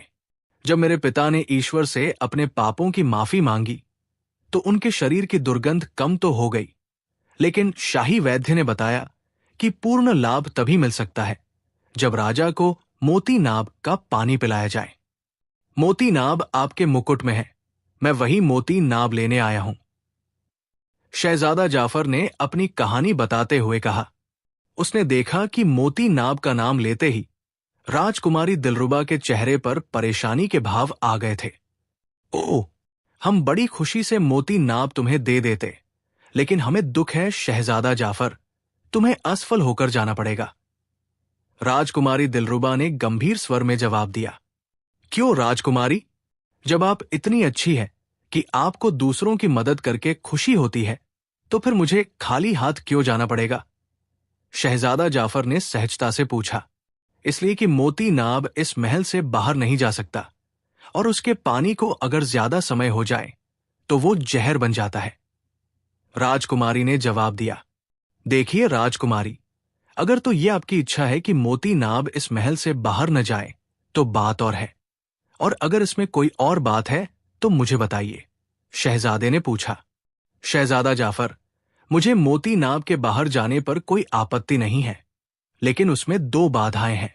एक तो ये कि मोती नाब की रक्षा के लिए रहस्यमयी खोपड़ी और नाग पक्षम मौजूद है। जैसे ही मोती नाब महल से बाहर जाएगा, वे दोनों एक पल में तुम्हें मार डालेंगे। दूसरी बात यह है कि अगर मोती नाब इस महल से बाहर चला गया तो मैं मर जाऊंगी। राजकुमारी दिलरुबा ने जवाब दिया। तुम कैसे मर जाओगी? क्या मतलब? क्या तुम्हारी जान उस मोती नाब में है? शहजादा जाफर ने घबराकर पूछा। अरे नहीं, हमारी जान राक्षसों की तरह दूसरी चीजों में नहीं होती। वास्तव में एक बार मैं बहुत बीमार हो गई थी और मेरे बचने की कोई संभावना नहीं थी। तब मेरे पिता ने एक बुजुर्ग से प्रार्थना की। उस बुजुर्ग ने कहा कि अगर मोती नाब समुद्र की गहराइयों से प्राप्त करके राजकुमारी के मुकुट में लगा दिया जाए और राजकुमारी को कीमती मोतियों से बने महल में रखा जाए तो राजकुमारी स्वस्थ हो जाएगी। लेकिन अगर राजकुमारी मोती महल से बाहर निकली या मोती नाब को महल से बाहर ले जाया गया तो राजकुमारी की मृत्यु हो जाएगी। इसलिए मेरे पिता ने शक्तिशाली राक्षसों को समुद्र से मोती नाब लाने भेजा और अपने एक प्रिय मित्र जादूगर से उसकी सुरक्षा के लिए कहा। उस जादूगर ने मोती नाब की रक्षा के लिए इस खोपड़ी और नाग पक्षम को तैनात किया। राक्षसों ने कीमती मोतियों से ये महल बनाया और मोती नाभ को मेरे मुकुट में लगा दिया गया, जिससे मैं स्वस्थ हो गई। मेरी और महल की रक्षा के लिए राजा ने परियों के देश के सबसे शक्तिशाली और क्रूर राक्षसों को नियुक्त किया है। यही कारण है कि मैं अपने देश के बजाय इस मोती महल में रहती हूं। अब तुम बताओ कि तुम मोती नाभ लेकर कैसे जा सकते हो? राजकुमारी ने विस्तार से बताया। अगर ये बात है तो फिर इस पर विचार करना पड़ेगा। लेकिन क्या तुम सारी उम्र इसी तरह इस मोती महल में कैद रहकर गुजार दोगी? शहजादा जाफर ने कहा। विवशता है। हालांकि मेरा बहुत मन करता है कि मैं इस महल से बाहर निकलूं, दुनिया की सैर करूं, लेकिन मजबूर हूं। मुझे पता है कि यहां से बाहर निकलते ही मैं मर जाऊंगी। राजकुमारी ने जवाब दिया। अगर ये बात है राजकुमारी, तो फिर वास्तव में मुझे असफल ही जाना पड़ेगा। मैं अपने पिता के स्वास्थ्य के लिए तुम्हें मौत के मुंह में नहीं भेज सकता। शहजादा जाफर ने निराशा से कहा। एक तरीका और है, लेकिन वो लगभग असंभव है, इसलिए उसे छोड़ो, उसका जिक्र ही क्या करना। राजकुमारी दिलरुबा ने सोचते हुए कहा। क्या तरीका है? मुझे बताओ राजकुमारी, शायद इस समस्या का कोई समाधान निकल आए। शहजादा जाफर ने चौंक कर पूछा। मुझे उसी बुजुर्ग ने बताया था कि अगर किसी भी तरह ये मोती नाभ चोरी हो जाए तो फिर तुम उस समय तक बीमार रहोगी जब तक कि मोती नाभ वापस तुम्हारे पास नहीं आ जाता, और अगर मोती नाभ 24 घंटों के भीतर वापस नहीं आया तो फिर तुम मर जाओगी। राजकुमारी दिलरुबा ने जवाब दिया। तुम्हारा मतलब है कि मैं ये मोती नाभ यहां से तुम्हारी मर्जी के विरुद्ध चोरी करके ले जाऊं और फिर उसे 24 घंटों के भीतर वापस ले आऊं? नहीं, ये असंभव है। मैंने जीवन में कभी चोरी नहीं की और नहीं मैं ऐसा करना चाहता हूं। चोरी बहुत बड़ा पाप है, चाहे वो किसी अच्छे उद्देश्य के लिए ही क्यों न की जाए। इसलिए मैं ऐसा नहीं कर सकता। शहजादा जाफर ने मना करते हुए सिर हिलाया। राजकुमारी दिलरुबा भी शांत हो गई। अरे, एक सुझाव और हो सकता है। हां, संभव है, बिल्कुल संभव है। अचानक शहजादा जाफर ने कुछ देर सोचने के बाद चौंक कर कहा। क्या सुझाव सोचा है तुमने? राजकुमारी ने हैरान होकर पूछा। देखो राजकुमारी, मोती महल में तुम्हारे रहने का अर्थ यह है कि मोती नाभ को हर हाल में मोतियों के बीच रखा जाए। अगर हम मोतियों की बनी हुई एक पालकी बना लें और तुम उसमें बैठ जाओ तो मोती नाभ मोतियों में ही रहेगा और तुम स्वस्थ रहोगी। उस पालकी को उठाकर मैं अपने देश ले जाऊं, वहां मोती नाभ का पानी अपने पिता को पिलाकर फिर पालकी को वापस ले आऊं तो समस्या हल हो सकती है। शहजादा जाफर ने विस्तार से बताया। ओह, वास्तव में तुम बहुत बुद्धिमान हो, बहुत बुद्धिमान। तुमने एक ऐसा सुझाव सोचा है जो लाजवाब है। मुझे पहले कभी इसका विचार नहीं आया। दूसरी बात यह कि उस पालकी में बैठकर मैं महल से बाहर भी निकल सकती हूं और पूरी दुनिया की सैर भी कर सकती हूं। बहुत अच्छे, वास्तव में बहुत अच्छा सुझाव है। लेकिन रहस्यमयी खोपड़ी और नाग पक्षम मोती नाभ को किसी भी हाल में महल से बाहर न जाने देंगे और ये क्रूर राक्षस मुझे बाहर नहीं जाने देंगे। राजकुमारी दिलरुबा ने निराश स्वर में कहा।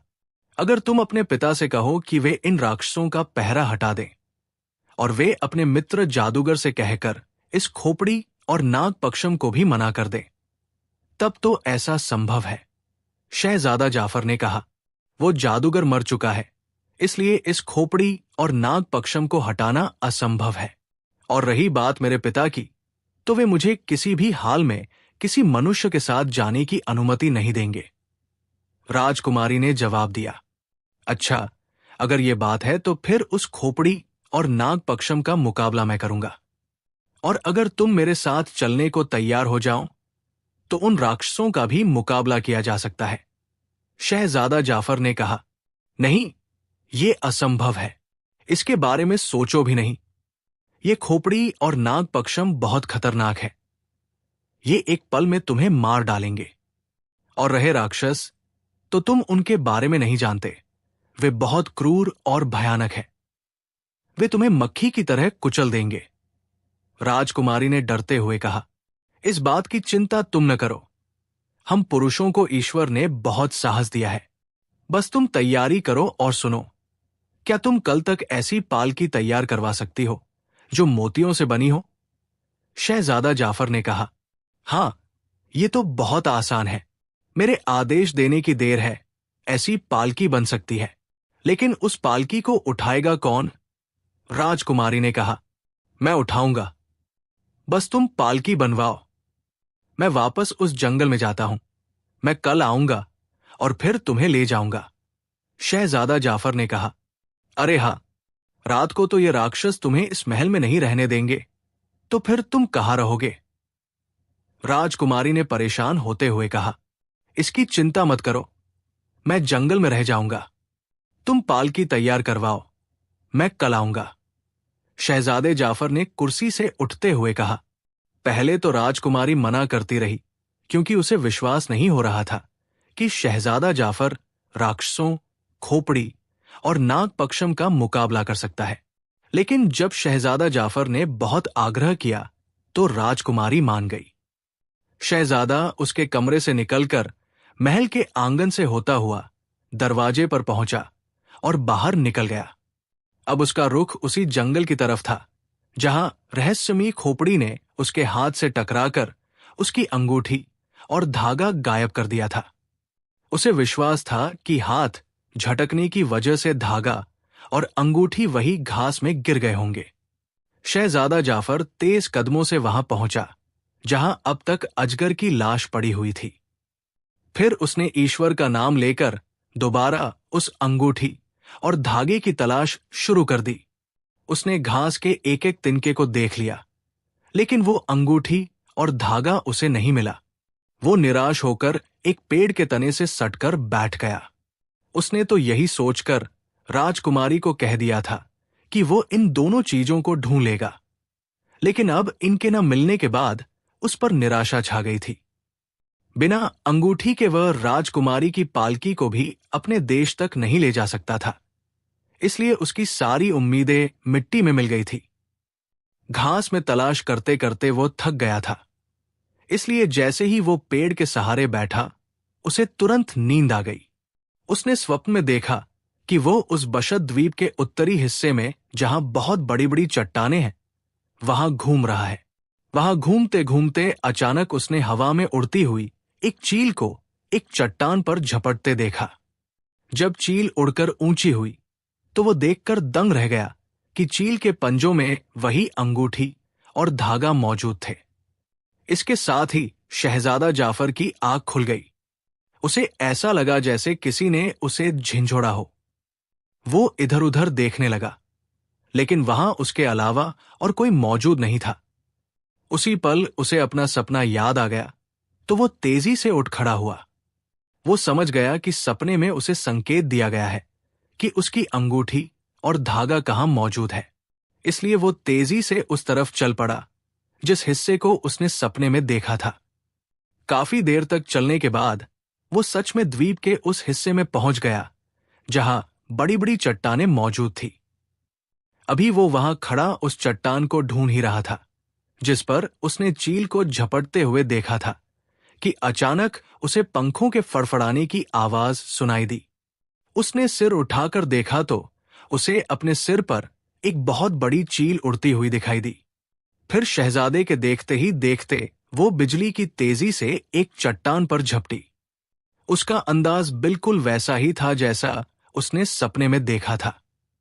और फिर जब चील ऊंची उड़ी तो सच में उसके एक पंजे में अंगूठी और दूसरे में धागा मौजूद था।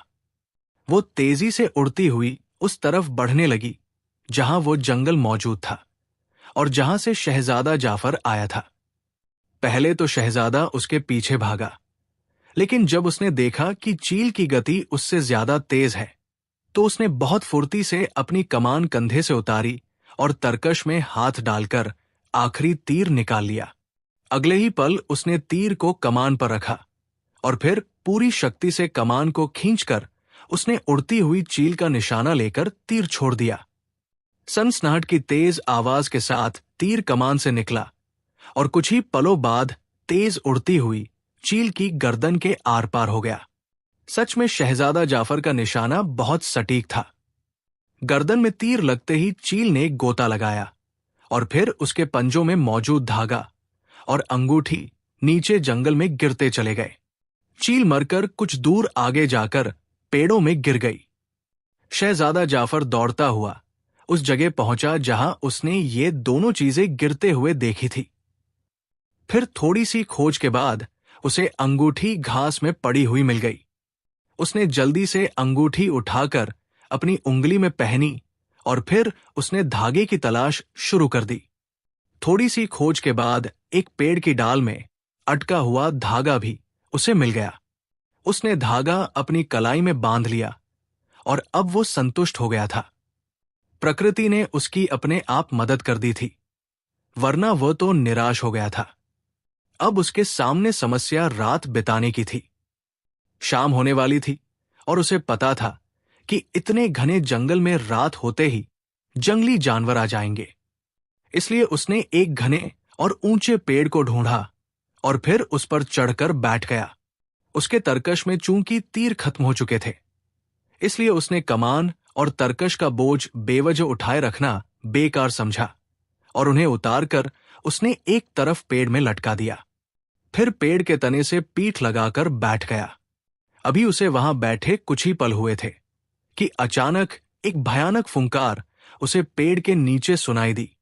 उसने चौंक कर नीचे देखा और अगले ही पल उसकी आंखें डर से फटी रह गई, क्योंकि पेड़ के नीचे पहले से भी ज्यादा भयानक और बड़ा अजगर दिखाई दे रहा था। उस खूनी अजगर की लाल आंखें शहजादा जाफर पर जमी हुई थी। वो कुछ पल शहजादा जाफर को देखता रहा, फिर वो तेजी से पेड़ के तने पर चढ़ने लगा। उसकी फुंकार पल पल तेज होती जा रही थी। ऐसा लगता था जैसे वो बहुत गुस्से में हो। शहजादा जाफर ने जल्दी से तलवार निकाल ली। अजगर फुंकार मारता हुआ तेजी से ऊपर चढ़ता आ रहा था कि अचानक शहजादा जाफर को विचार आया कि कहीं ये वही नागपक्षम न हो जो मोती नाग की रक्षा कर रहा है, क्योंकि इसका रंग साधारण अजगरों से बिल्कुल अलग था। अगर तुम नागपक्षम हो तो वही रुक जाओ। मेरे पास अंगूठी है जिसके तुम दास हो, शहजादा जाफर ने ऊंची आवाज में कहा और साथ ही वो हाथ आगे कर दिया जिसमें वो अंगूठी मौजूद थी। ओह, तुमने ये अंगूठी कहां से प्राप्त कर ली? खोपड़ी ने मुझे बताया था कि उसने अंगूठी तुम्हारे हाथ से अलग कर दी है। अचानक अजगर के मुंह से मनुष्य जैसी आवाज सुनाई दी और उसके साथ ही उसकी फुंकार बंद हो गई। अरे, तुम मनुष्य की भाषा में बोल सकते हो? शहजादा जाफर हैरानी के कारण पेड़ से नीचे गिरते गिरते बचा।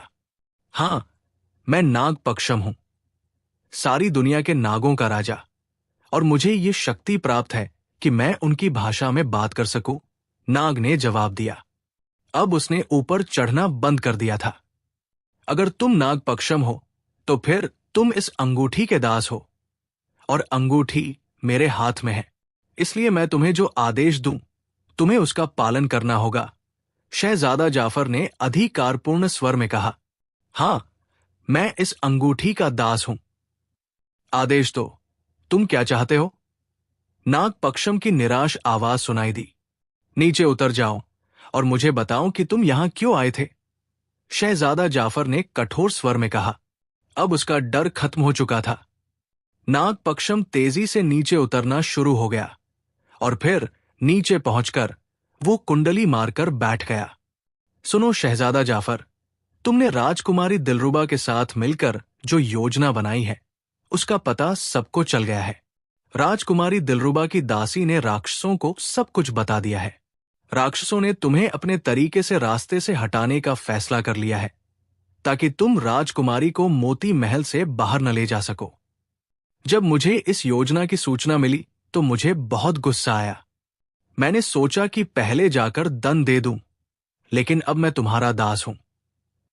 काश तुम्हारे हाथ में ये अंगूठी न होती, फिर मैं देखता कि तुम कैसे जीवित रहते हो, नागपक्षम ने जवाब दिया। अच्छा, ये बताओ कि वो रहस्यमयी खोपड़ी कहाँ है? वो क्यों नहीं आई? क्या उसे इस योजना की खबर नहीं मिली? शहजादे ने पूछा।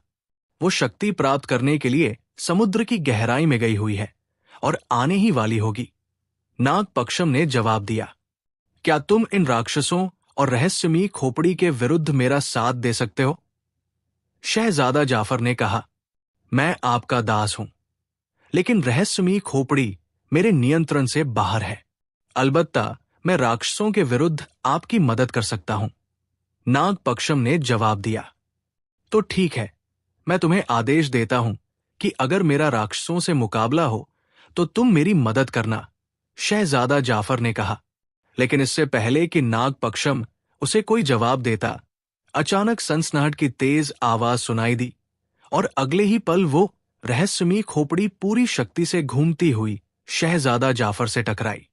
शहजादा जाफर को जोरदार धक्का लगा, लेकिन उसने पेड़ की एक डाल पकड़कर अपने आप को नीचे गिरने से बचा लिया।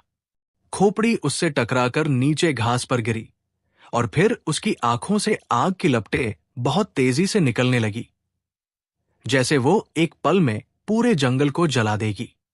अभी शहजादा जाफर संभल ही रहा था कि अचानक पेड़ की ऊपर वाली डाल से कोई जोर से कूदा और इस बार शहजादा जाफर को इतने जोर का धक्का लगा कि वो मुंह के बल पेड़ की डाल से नीचे घास पर आ गिरा। उसी समय पेड़ की ओट से दो राक्षस निकले। उनमें से एक खाली हाथ था, जबकि दूसरे के हाथ में एक भारी गदा थी। जैसे ही शहजादा जाफर नीचे गिरा, खाली हाथ वाले राक्षस ने डरावने तरीके से चिल्लाते हुए झुककर शहजादा जाफर को गर्दन से पकड़ लिया और उसे ऐसे उठा लिया जैसे बच्चे किसी खिलौने को उठा लेते हैं। दूसरे राक्षस ने गुस्से से चिल्लाते हुए अपनी गदा उसकी पीठ पर मारने के लिए उठाई। उसी पल तीसरा गदाधारी राक्षस उस डाल पर कूदा जिस पर कुछ पल पहले शहजादा जाफर बैठा हुआ था, और शायद उसी ने शहजादा जाफर को धक्का दिया था। रुको, मत मारो इसे। अचानक नागपक्षम के मुंह से तेज आवाज निकली और वो बिजली की तेजी से शहजादा जाफर को उठाने वाले राक्षस की टांग से लिपट गया। फिर इससे पहले कि दूसरे राक्षस की गदा शहजादा जाफर को लगती, नागपक्षम ने जोर से अपने दांत राक्षस के शरीर में गड़ा दिए। राक्षस चिल्लाता हुआ पीछे हटा और शहजादा जाफर उसके हाथ से छूटकर नीचे जा गिरा। उसी पल दूसरे राक्षस की गदा चली और वो गदा पूरी शक्ति से खाली हाथ वाले राक्षस के सीने पर लगी। एक जोरदार धमाका हुआ और उसके साथ ही उस राक्षस के गले से चीख निकली और वो धड़ाम से पीठ के बल जमीन पर जा गिरा और तड़पने लगा। गदा मारने वाला राक्षस कुछ पल हैरानी से जड़ बना खड़ा रहा। उसने सोचा भी नहीं था कि ऐसा भी हो सकता है। इस घटना का शहजादा जाफर ने लाभ उठाया। उसने पूरी शक्ति से उछलकर हाथ में पकड़ी हुई तलवार गदाधारी राक्षस के शरीर में उतार दी। साधारण परिस्थितियों में तो शायद उसकी तलवार उस पहाड़ जैसे राक्षस को मामूली सा घाव ही दे पाती, लेकिन अंगूठी के कारण उसमें ऐसी शक्ति आ गई थी कि तलवार ने उस राक्षस के शरीर को आधे से ज्यादा काट डाला और राक्षस चिल्लाता हुआ जमीन पर गिरा। उसी पल तीसरे राक्षस ने पूरी शक्ति से अपनी गदा शहजादा जाफर को मारनी चाही, मगर शहजादा जाफर तेजी से उछलकर एक तरफ हुआ और इसके साथ ही उसने घुमाकर लात राक्षस की पिंडली पर मारी। यह राक्षस भी चिल्लाता हुआ एक तरफ जा गिरा। गदा उसके हाथ से छूटकर दूर जा गिरी थी। शहजादे ने तेजी से तलवार का वार करना चाहा, मगर उसी पल एक तरफ पड़ी हुई रहस्यमयी खोपड़ी अपनी जगह से उड़ी और पूरी शक्ति से शहजादा जाफर के उस हाथ से टकराई जिसमें उसने तलवार पकड़ी हुई थी। शहजादा जाफर के हाथ से तलवार निकलकर दूर जा गिरी, मगर शहजादा जाफर ने बहुत फुर्ती से दूसरे राक्षस के हाथ से निकली हुई गदा उठा ली जो उसके पास ही पड़ी थी। फिर उसने पूरी शक्ति से घुमाकर वो गदा जमीन पर बैठी हुई खोपड़ी पर दे मारी। अगले ही पल एक भयानक धमाका हुआ और खोपड़ी के टुकड़े जमीन पर बिखर गए। ठीक है, इसे इस गदा से ही खत्म किया जा सकता था। नागपक्षम की आवाज सुनाई दी। उसी पल तीसरा राक्षस उठकर चिल्लाता हुआ दोबारा शहजादा जाफर की तरफ लपका। शहजादा जाफर ने फुर्ती से एक तरफ छलांग लगा दी। राक्षस अपने ही वेग में आगे की तरफ बढ़ा कि शहजादा जाफर ने एक बार फिर घुमाकर गदा उसकी पीठ पर दे मारी। राक्षस बुरी तरह चिल्लाता हुआ मुंह के बल जमीन पर गिरा और नाग पक्षम फुर्ती से उसकी टांगों के चारों ओर लिपट गया। इस तरह तीसरा राक्षस जल्दी से नहीं उठ सका और शहजादा जाफर ने एक बार फिर हाथ में पकड़ी हुई गदा पूरी शक्ति से उस राक्षस के सिर पर मार दी। राक्षस के गले से भयानक चीख निकली और उसका सिर चकनाचूर हो गया। साधारण परिस्थितियों में तो शहजादा जाफर उसे शायद अपनी जगह से हिला भी नहीं सकता था, लेकिन अंगूठी के कारण उसके शरीर में इतनी शक्ति आ गई थी कि वो गदा को ऐसे घुमा घुमाकर राक्षसों को मार रहा था जैसे वह एक मामूली सा खिलौना हो। तीनों राक्षस मर चुके थे, खोपड़ी भी खत्म हो चुकी थी। सिर्फ नाग पक्षम जीवित था क्योंकि वो उसका दास था। अगर तुम्हारे हाथ में ये धागा न होता तो एक पल भी जीवित न रह पाते शहजादा जाफर। इसकी वजह से रहस्यमयी खोपड़ी का जादू तुम पर नहीं चल सका और वो सिर्फ धक्के ही देती रही। नाग पक्षम की आवाज सुनाई दी, धन्यवाद मित्र, तुमने वास्तव में मेरी मदद की है। शहजादा जाफर ने गदा को एक तरफ फेंकते हुए कहा। उसी पल सनसनाहट की आवाज सुनाई दी और शहजादे ने चौंक कर देखा कि सामने से एक बूढ़ा सा राक्षस तेजी से इधर बढ़ा रहा था। उसके पीछे राक्षसों की पूरी सेना थी। उस राक्षस के सिर पर सुंदर मुकुट था। फिर शहजादा जाफर ने देखा कि राजकुमारी दिलरुबा भी मुकुट पहने उसके साथ थी। परियों के देश का राजा आ गया, नाग पक्षम ने डर से चिल्लाते हुए कहा, और फिर वो तेजी से झाड़ियों में रेंगकर गायब हो गया। बधाई हो शहजादे जाफर, तुम परीक्षा में सफल हो गए। पिताजी ने मुझे तुम्हारे साथ जाने की अनुमति दे दी है, राजकुमारी दिलरुबा ने दूर से ही चिल्लाते हुए कहा। शहजादा जाफर हैरान रह गया कि कैसी परीक्षा? परियों का राजा उसके पास आकर रुक गया। तुम वास्तव में बुद्धिमान, बहादुर और नेक युवक हो, क्योंकि तुमने पिछले शहर में उस भयानक बला से सिर्फ लोगों को बचाने के लिए मुकाबला किया था। तुम्हारी भलाई निस्वार्थ थी। फिर तुम मोती नाभ भी सिर्फ नेक काम के लिए प्राप्त करना चाहते थे, और फिर तुमने मोती नाभ को चुराने से मना करके सबसे बड़ी परीक्षा पार कर ली। इस कारण ईश्वर के उस नेक आदमी ने, जिसने ये शर्तें लगाई थी, सारी शर्तें खत्म कर दी है। खोपड़ी को तुमने खत्म कर डाला और नाग पक्षम तुम्हारा दास बन गया। वैसे भी हम उसे आदेश दे सकते हैं। इन राक्षसों ने मुझसे अनुमति लिए बिना तुम पर हमला कर दिया था, इसलिए अच्छा हुआ कि ये मर गए, वरना हम इन्हें कठोर दंड देते। अब तुम मोती नाभ ले सकते हो, या चाहो तो राजकुमारी दिलरुबा भी तुम्हारे साथ जा सकती है, क्योंकि इसकी जिद है कि वो मनुष्यों की दुनिया में जाएगी। मेरी तरफ से अनुमति है, परियों के राजा ने कहा, और शहजादा जाफर को लेकर वापस मोती महल में आ गया। वहां पहुंचकर उसने राजकुमारी दिलरुबा को इस हद तक भी अनुमति दे दी थी कि अगर वो चाहे तो शहजादा जाफर से विवाह कर सकती है, क्योंकि शहजादा जाफर की बहादुरी, बुद्धिमानी और भलाई राजा को बहुत पसंद आई थी। शहजादा जाफर इस अनुमति पर बहुत खुश हुआ, क्योंकि वो खुद भी राजकुमारी दिलरुबा को पसंद करने लगा था। इसलिए उसने खुद विवाह का प्रस्ताव रख दिया। राजा तो पहले ही सहमत था, इसलिए उसने इन दोनों के विवाह की औपचारिक घोषणा कर दी। फिर वो उन दोनों को लेकर परियों के देश आ गया, जहां उनका विवाह संपन्न हुआ। राजकुमारी दिलरुबा ने मोती नाभ विवाह के उपहार के रूप में शहजादा जाफर को भेंट कर दिया। विवाह का उत्सव समाप्त होने के बाद राजा की अनुमति से शहजादा जाफर अपनी दुल्हन राजकुमारी दिलरुबा को लेकर अपने देश की तरफ रवाना हो गया, ताकि मोती नाभ का पानी पिलाकर उसके पिता पूरी तरह स्वस्थ हो जाएं। खुशी से उसका रोम रोम नाच रहा था, क्योंकि वो न सिर्फ अपने उद्देश्य में सफल हो गया था, बल्कि परियों की राजकुमारी भी उसकी पत्नी बन गई थी।